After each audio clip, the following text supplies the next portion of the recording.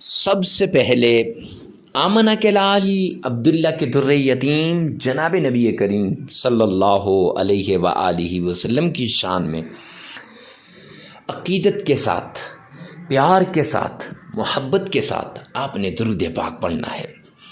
اور یہ درود پاک اس طریقے سے پڑھنا ہے گویا آپ نبی پاک صلی اللہ علیہ وآلہ وسلم کی روضہ رسول کے سامنے کھڑے ہیں۔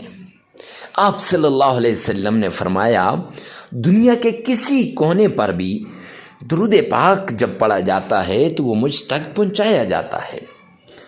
معزز سامعین کرام، یہ درود پاک آقا کائنات تک پہنچایا جائے گا، اس لیے عشق کے ساتھ، محبت کے ساتھ، ذوق اور شوق کے ساتھ درود پاک پڑھیے گا۔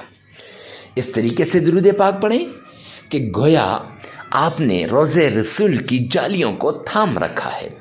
معزز سامعین کرام، آپ نے کون سا درود پاک پڑھنا ہے، کیسے پڑھنا ہے اور کتنی بار پڑھنا ہے، سب کچھ آگے چل کر ویڈیو میں بتایا جائے گا۔ کہ درود پاک آپ نے درود ابراہیمی پڑھنا ہے۔ ارے مفتی صاحب، درود ابراہیمی ہی کیوں خاص ہے؟ اس لیے کہ آپ نماز میں درود ابراہیمی کو کئی مرتبہ پڑھتے ہیں۔ پھر اس کے ساتھ آپ نے معزز سامعین کرام کیسے پڑھنا ہے اور کتنی بار؟ تو 3 بار پڑھنا ہے۔ کیوں؟ یہ کیوں؟ اس لیے کہ جامع ترمذی جلد 2 کی روایت ہے کہ سرور کونین نے فرمایا کہ جو شخص مجھ پر 3 مرتبہ درود پاک پڑھتا ہے اللہ سبحانہ و تعالی کی ذمہ داری میں آ جاتا ہے۔ اور پڑھنا کیسے ہے؟ آئیے میرے ساتھ مل کر ایک بار سن لیجئے گا۔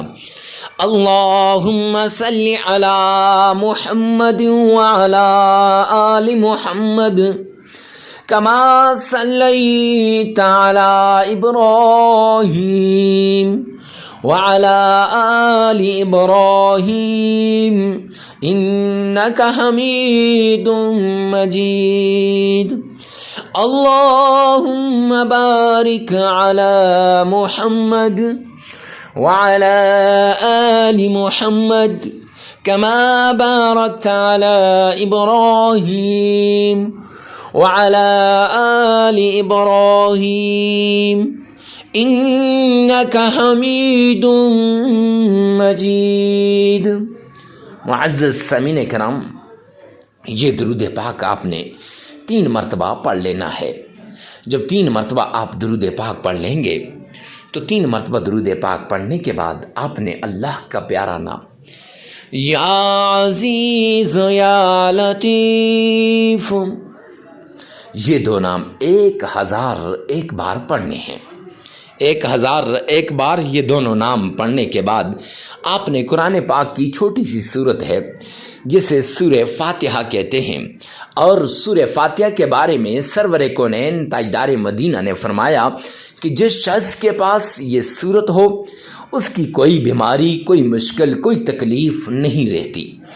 اور سیدنا ابو سعید خدری رضی اللہ تعالیٰ عنہ والا واقعہ بخاری شریف کے اندر موجود ہے کہ آپ نے ایک جگہ پر دم کیا تو وہ مریض سورہ فاتحہ کے دم کی وجہ سے صحت یاب ہو گیا۔ جب یہ واقعہ سرور کونین تک پہنچا تو آقا مسکرائے، فرمایا ابو سعید تجھے کس نے بتایا؟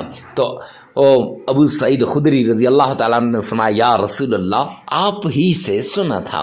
آپ صلی اللہ علیہ وسلم مسکرائے اور فرمایا اس کو سورۃ الشفا بھی اسی لیے کہتے ہیں کہ اس سے ہر بیماری کی شفا ہوتی ہے۔ تو وہ سورہ شفا آپ نے یہ 11 مرتبہ پڑھ لینی ہے۔ کیسے؟